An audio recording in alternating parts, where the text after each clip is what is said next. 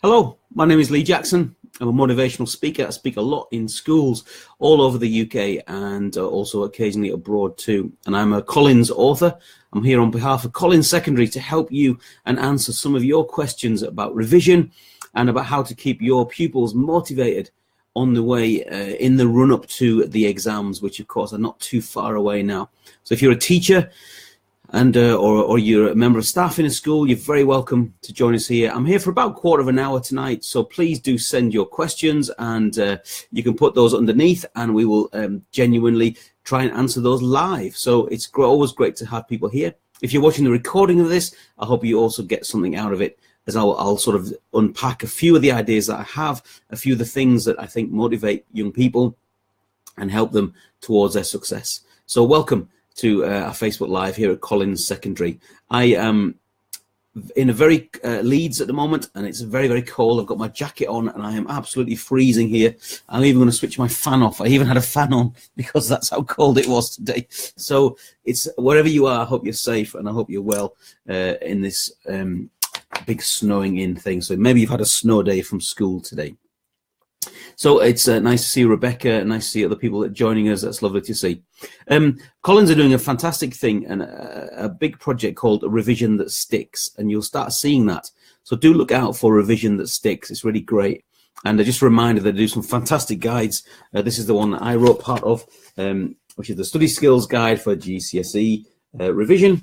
And I'm going to give you some content out of that today and some of the stuff that I researched in that little book. And they also do some fantastic stuff called the All-in-One Guides, which are great, which I'll tell you about a little bit later on.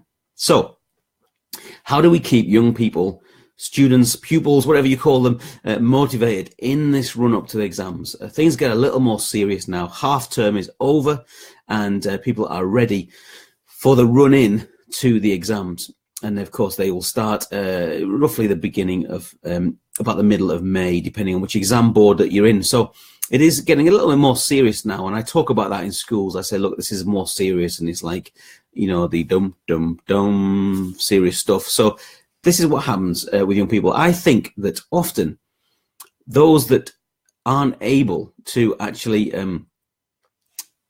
do the work, or they feel frozen in the work, is often comes from self-belief, and that often comes, of course, from a low self-esteem, which is a really tricky thing to talk about quickly over a Facebook Live. But actually, that is one of the main causes. That I think that often they feel that maybe they can't keep going if they don't feel that they're worth it themselves, or if they don't feel that they can actually do it. And a lot of that comes from their self-worth. So as a teacher, as a member of staff, and as a parent, if you're a parent too, it's really important to understand that you might be one of the only people that has a really positive impact on them and exactly how they feel about themselves. You'll know from your own experience, I'm sure, that it's very easy for us to be quite negative sometimes. It's easy for us to be negative on ourselves, and it's just kind of a human condition that we can easily be here and have a quite negative, you know, if you can make yourself have a bad day, I think is what I'm saying. We can all do that as human beings. And hi, Irina, nice to see you. If you've got a question, please do pop it on in the box there. So it's great. So we actually do easily fall into self-destructive patterns as human beings. And so often pupils and students can do that they actually think, look, I've had a bad revision session. I can't do this. And if they have a low self-esteem, then often they feel that they can't do it. So I just encourage you as staff to really know that you might be that person that can just give them a little encouraging word that will help to lift them out of what is them feeling quite difficult about themselves. And actually that can make a massive, massive difference. You may be that only person that has to, that's able to fill their jug of self-esteem that day. I think one of the reasons why is because there is a reality check that takes place around this time, and it's in the book I call it getting real. There's a really a way of us saying, you know what, this is the reality of where we're at, and some people spend their whole lives not understanding where they're at right now. And actually, with students, it's really important that they understand that they have to get real. So they have to, you've got lots of stats about them, you've got lots of information. They pretty much will know where they're at in the school situation. But it's important for them to have that realization that this is where I am right now, that I need to get real. I need to find out where they are. And in the book, there's a little exercise which you can look at, and you'll be able to find in the book, which is really useful. And it's just a way of like a little tick box exercise, really. The simplest thing of just helping them to understand, look, this is where I'm at right now. And this is where I'm at. So how am I getting on with staff? How am I getting on with my core subjects? What am I doing in this situation? What's my classroom behavior like? These are all just little tick boxes from 0 to 10 of saying, actually, this is where I'm at right now. Because once we know where we're at as human beings, as pupils, as students, once we know where we're at, then we can start making a difference. That's just how we are. We can never spend our life with our fingers in our ears going la, la, la, la, la, la, la, pretending that we don't know where we're at. And often I think at this time of year, students, the penny drops. And sometimes when I'm doing talks in school, I can literally see the penny dropping in the sets of eyes that I can see before me. And I can see that they're thinking, oh, wow, yeah, I really need to start doing some work now.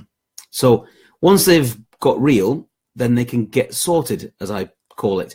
So in other words, they can understand a few things that will really help them at this time. Number one is the use of time. That actually time is still on their side. You know, we can't turn a student around instantly.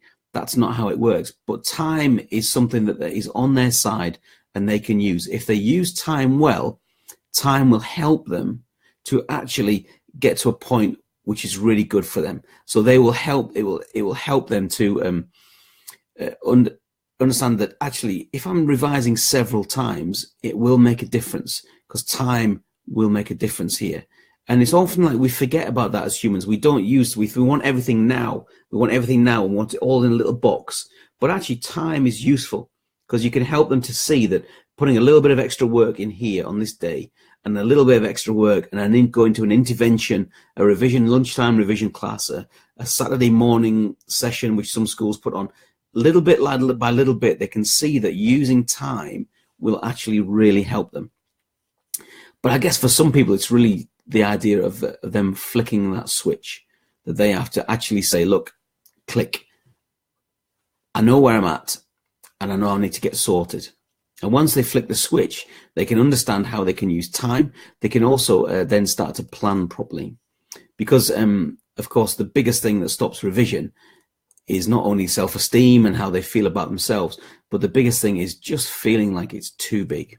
Like it's just massive and they can't do it. And so really it's about them starting to break that up into small pieces, to chop it up really hard and really small so that subjects and sub-subjects, and I talk about this all the time, I've talked about it in previous Facebook Lives because I can't get away from it. When something is so big, you know, when it's in front of our face and we can't see anything else, we've got to just chop it up into pieces. And once we chop something up into pieces, it becomes a lot more manageable. And they can understand that that's how it works. I'll just do a little bit of chemistry today. That's another bit out of the way. I'll do a little bit of physics. I'll do that little bit of English language. And eventually they will break through and they'll understand, but not until they've got a decent revision plan and something that will help them to chip away at stuff until it actually becomes much more manageable. So I encourage them to have a plan. Collins have got lots of resources about that, and you'll see some links below, and you'll see some links that the team will put on to help you with that. And then, of course, I think getting sorted is really helping them to have a support team. So how do you have a support team? So gather people around them. So you might be part of that as a member of staff or as a parent, you might be part of that. And really, it's just getting them to have that support team around them. And once they've got that, then they can start getting results. Once they get real, they can get sorted. Once they get sorted, they can start to get results. And that's about resilience and helping them to keep on going, basically, which we can do. And I've talked a lot about keep on going. You can look at some of the previous Facebook Lives about that. We've got a couple more coming up, so maybe I'll talk a bit more about that then. But we've got some questions that have come in on email, so I'll go to the questions. And it's Zara. So Zara, thank you so much for coming and asking these questions. It's very kind of you. So she says that in year 10, on top of normal homework, how long should we be revising for? How long should you revise for in year 10 on top of homework? My answer is very simple with this. When I go into schools, I say to them, I say, look, your school day doesn't finish at 3 o'clock. What you should do is have a little snack at the end of school, but then just extend your school day. So always think of school as kind of like 8:30 till 5:30 and extend that school day so that then you should be doing a big chunk of work. And then if you've got a chance in the evening, you can do another couple of hours in the evening. Remember, when I say a couple of hours, I could mean 20-minute slots, little tiny little slots. So I think on top of that, I think it's just useful in year 10 to teach them, Zara, that actually it's good for them to extend their school day so that they do more of a work, an office type hours, so that they can do that, and that really helps them. And there's a great link there just put on there. So Revision That Sticks. Colin, the Revision That Sticks link is there, so please do click on that. Lots of great resources and some downloads and stuff. So Zara, your second question, which is great. What is the best thing that you can do to prepare yourself for GCSEs in year 10? What is the best thing you could do to prepare yourself for GCSEs in year 10? Well, I think that's one of them, is certainly extending the school day. The other one is just the reality that the exams are coming and just helping them to see that when they turn up to a lesson in year 10 and it's actually a past paper or it's a surprise examination, that'll be part of the routine from year 10 right through till the end of year 11, where all of a sudden you'll get exam questions and surprise questions. And I think that's a good way of thinking about it. It's a nice way of them getting to prepare themselves, that exams are coming, but you will have lots of little exams, lots of little tests, which will build up your resilience, build up your skills in order to answer those in the right way. Because of course there is the right way to answer questions. There is a right way to answer certain questions to get the more marks, to use certain techniques, and I'm sure your staff can help them with that. That's a great question. Any tips for revising English quotes is one of the questions that came through from Zara too. Any tips for revising English quotes? Anything that's a piece of, get my cards here again, anything that's like a quote or something, the best way to do that, I think, is to have it in a card, a physical card. As much as I'm quite geeky and I love being on a computer and I do loads of stuff on my Mac and everything, I actually think that I do a lot of my talks on physical cards. So having a card there and having also something which is, if I can find it, not a biro, but a big pen, okay? Reaching from pens here. Not a biro, but a big marker pen, something that's quite large that you can only write on. So you don't want a tiny biro and write lots of information. You actually just want, if you've got some English quotes, something you need to remember, a key, maybe a key equation that you need to remember, something for chemistry that you need to remember, write it real big and then have it in a card situation, or maybe stick them up in the car.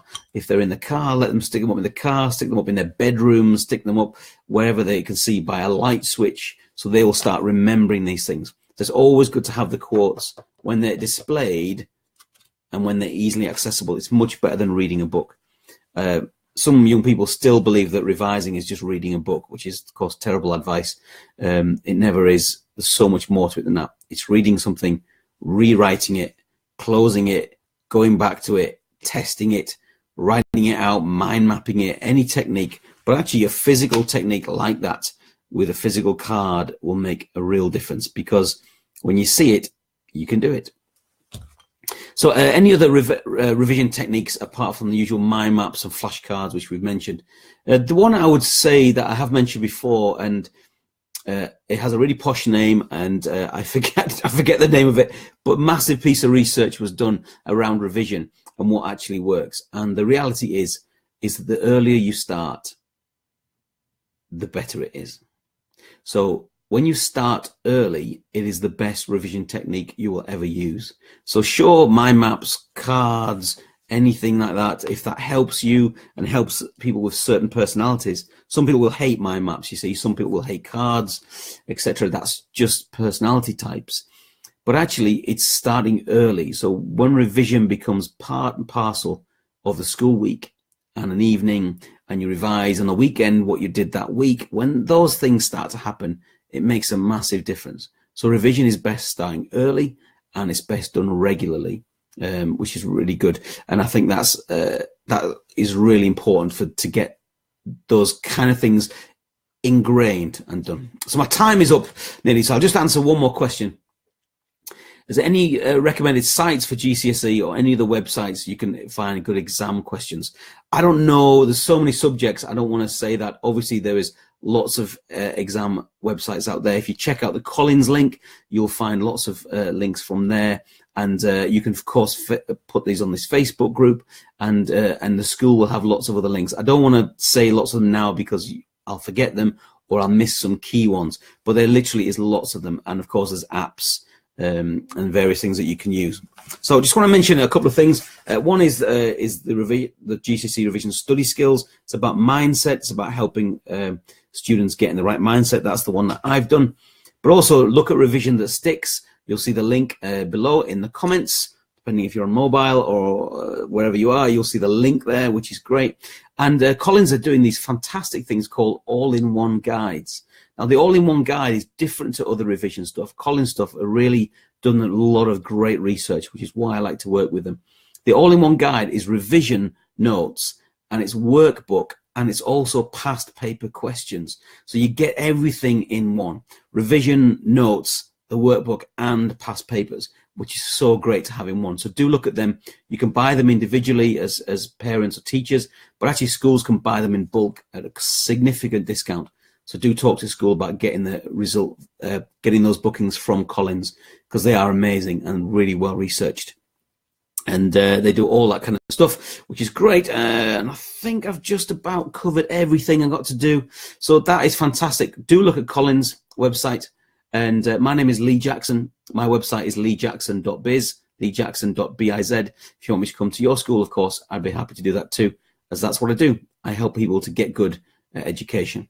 So thank you so much. And oh, Lucy, just right at the end there, Lucy, you've just come in.